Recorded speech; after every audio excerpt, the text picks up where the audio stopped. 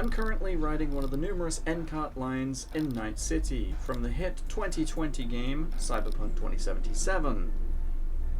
Well, not a hit at the time, but 6 years later, it's a classic. Now in my eyes, this is the best video game city that has ever been created, at least as far as open world sandbox cities go. Traveling between each district and each neighborhood, it's unmatched in just how much it feels like a city. In my opinion, nothing else even comes close. And at this point, GTA 6's Vice City is the best bet for taking Night City's throne as the most city-like city in a city-based game. Is it just me, or does city not sound like a word anymore? Way too early in the video for that. City. Nope, doesn't sound right. Now, I'm not even confident that GTA 6 will outdo Cyberpunk when it comes to the overall city feel, and if it doesn't, then it's gonna be a long time before another game does. Maybe not until the Cyberpunk sequel, Project Orion. Eventually. But while I could stand here and talk about the overall city and the scale and the complexity and the people, that's all gonna have to wait for another video, because today I want to talk about this. NCART. The Night City Area Rapid Transit. And even putting aside the actual traveling, these stations are some of the most interesting places you can visit in Night City, and I'll get to why shortly. You know what's great about video games? How they let us live out our wildest dreams and fantasies. And I'm not just talking about fighting dragons and casting spells and saving the world, or even installing cybernetic enhancements. No, I'm talking about owning houses and cars. Imagine that. But in real life, a large number of people don't own houses, or in this case, specifically, cars. Now, it could be for financial reasons, age limits, or even just general preference. Especially when you have to travel to and from a city, that deadlock traffic before and after work is just not something most people want to deal with. And for those people who don't put themselves behind a wheel, there's a little thing called public transport here to save the day. Or it says it's here, might be delayed, might not even show up, but when it does, how convenient. But as I mentioned, video games are going to opt to just grant us the fantasies more so than the mundane, and why wouldn't they? They're virtually limitless. Now that means owning or procuring a car in a game for people who aren't able to do so in real life, and I'm happy for those people. Really. I am ecstatic. But what about the people who don't want to drive? The people who prefer public transport? Their fantasies are being taken away in place of the thing that they don't want to do. Well, fantasy is a strong word. I wouldn't say anyone's fantasizing about public transport. You can go and watch trains all you like. That's a hobby, sure. But I don't think the London Underground is very fantastical. But still, video games should be all about options, especially open world sandboxes or RPGs. Those very concepts are centered around player freedom and immersion. So why do most games opt to simplify transit to mere loading screens, or just disregard public transport altogether? Because it's boring. But it's not, and Cyberpunk proves that almost perfectly. And now with GTA 6 being the most notable upcoming city-based game, my biggest hope is that modern Vice City will include its own version of the NCART. The V-Cart, if you will. Rockstar will name it something better. Probably. But first, let's take a proper look at Night City's transit system. This is a map of all 5 NCART lines that travel across Night City. And I'll explain this in just a moment, but let's go further back, because this wasn't always a thing. Back in the game's launch in December of 2020, NCART didn't exist. Well, it did, but not as a in-game feature. Much to people's disappointment too, as the NCART was featured in some of the earlier cinematic marketing materials for the game. Not outright saying, hey, you can ride these in the game, but when we had very little to go on, people just kind of gravitated towards that cool-looking transit. So when the game finally came out, people were frustrated that you couldn't actually ride the NCART service. Well, people were kind of frustrated with countless other aspects of the game at launch, but it was still sorely missing. Skip ahead to some of the more significant updates that Cyberpunk had over the years, and NCART was finally added to the game. Now, players would receive an in-game text telling them that the service is once again available within the world, along with a card to actually access it. So why is it so great? Why am I obsessed with it? Well, because it's not just a loading screen. You can use it purely as traditional fast travel if you want, once you discover the NCART stations across the world, but there's already so many fast travel points in Night City. The NCART is great because you can use it like actual public transport. Say you're in Watson and you have a quest down in Pacifica. Rather than fast travel traditionally, you can go to the nearest NCART station in the district, but you can't just walk on board and arrive at your location automatically. That's not how it works. Instead, you have to go and look at one of these maps that I showed you earlier, which will be displayed on information boards in each of the stations. You have to identify the line that you need to take to get to, in this case, Pacifica, and actually note which direction you're going, because if you get on the northbound one, you're just going to go further into Watson. You'll also need to take note of the name of the station you actually want to get off at, because it might be named something very specific to that street or district, and you might miss it. But once you've sorted all of that and you've got it in your mind, then you can go ahead, grab your seat, and just sit back and wait for your station to be called. Does it sound incredibly tedious?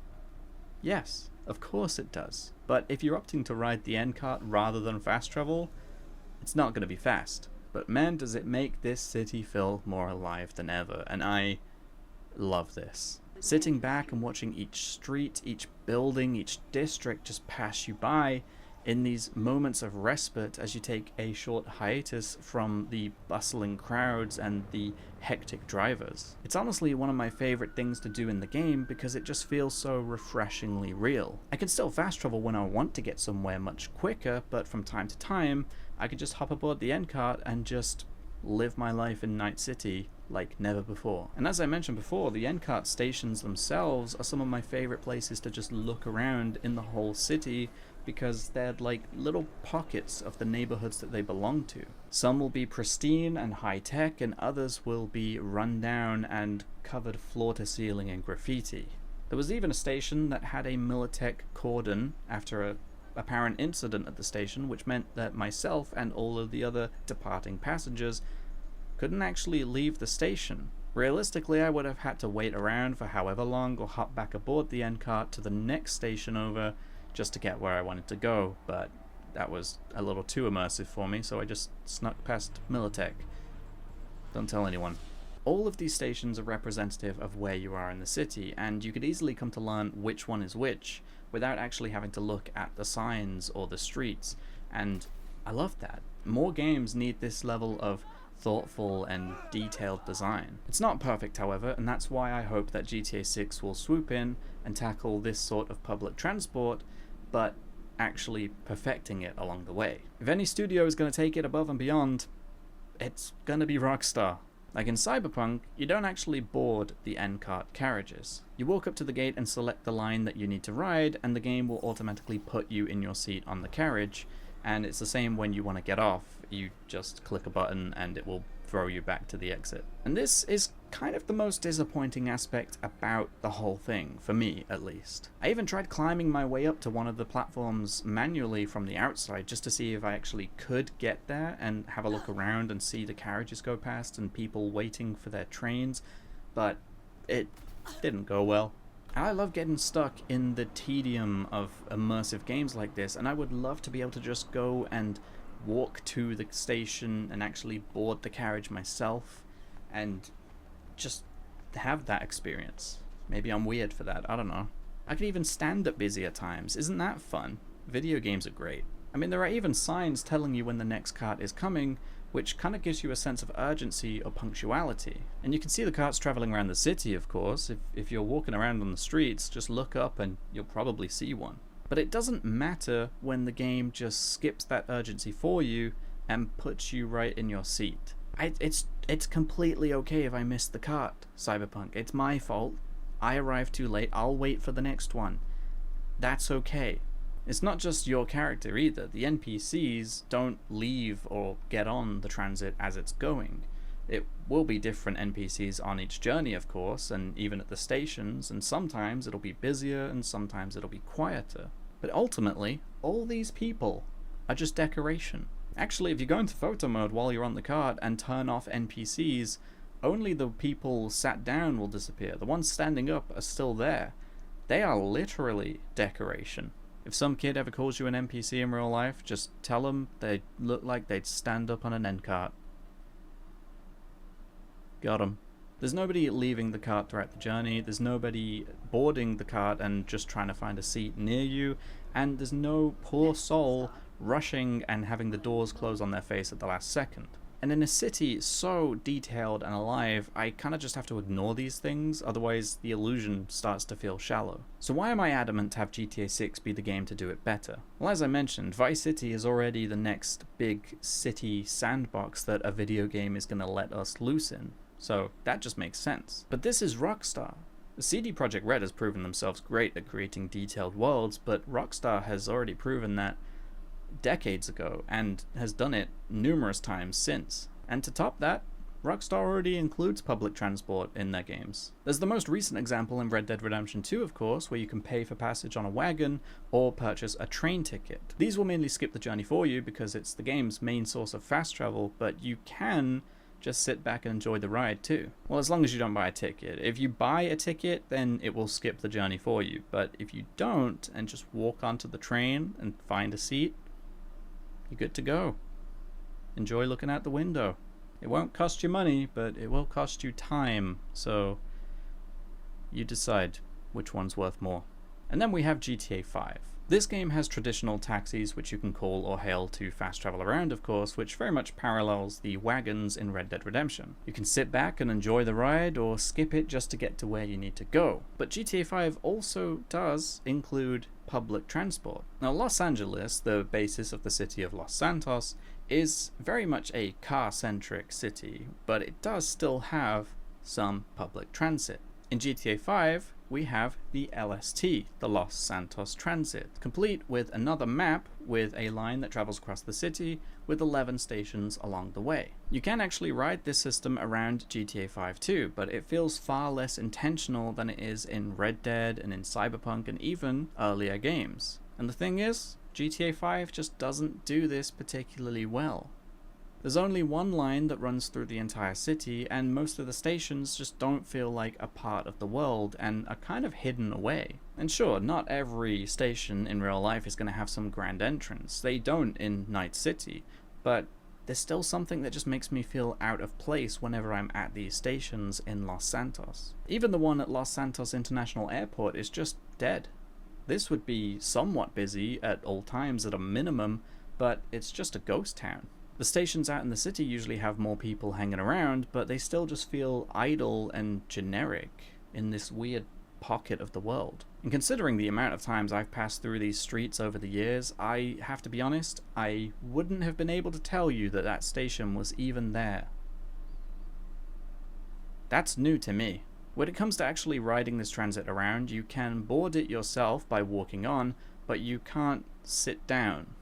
Not until the carriage actually starts moving, and then the game forces you into a cinematic perspective, and you can see your character sitting down from this shot. The problem with this, however, is that it doesn't feel like you're actually riding the transit system around at all. It just kind of feels like a cinematic transition between two stations.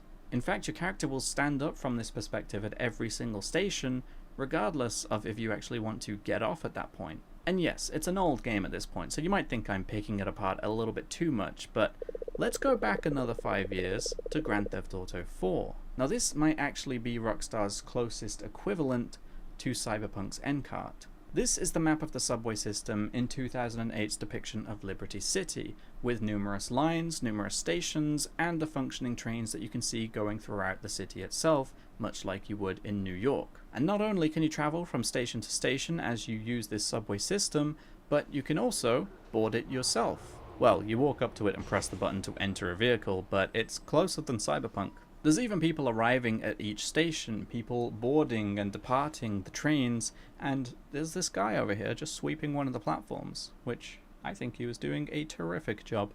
Now, considering the game does all those things, you might think, well, that's better than Cyberpunk's NCART, right? In some functional ways, yeah, sure, but in other functional ways,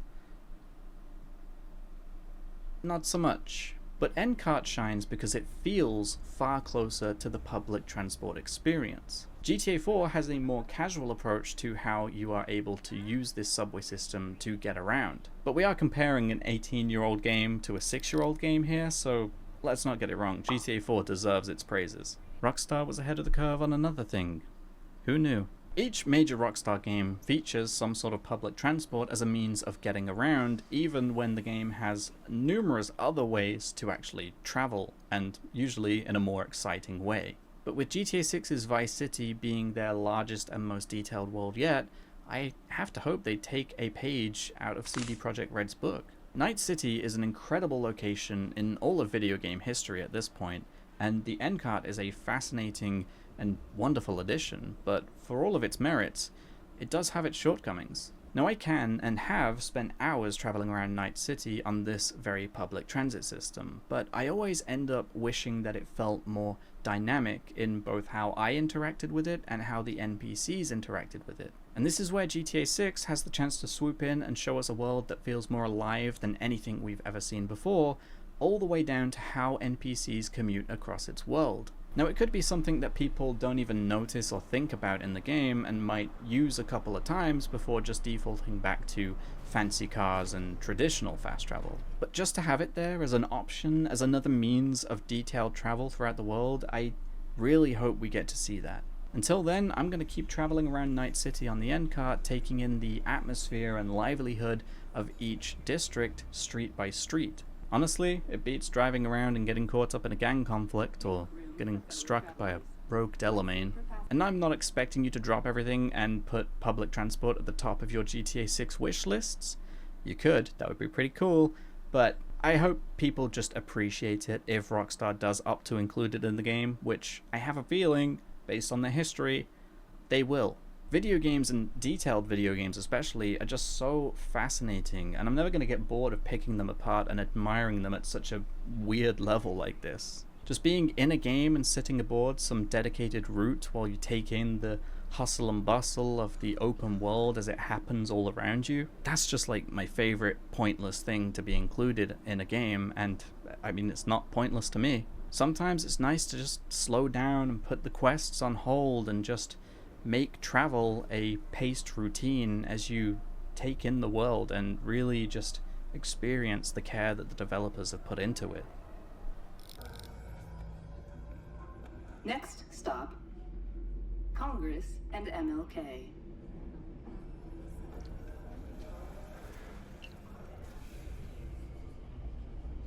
Make room for fellow travelers. 1 seat per passenger, please.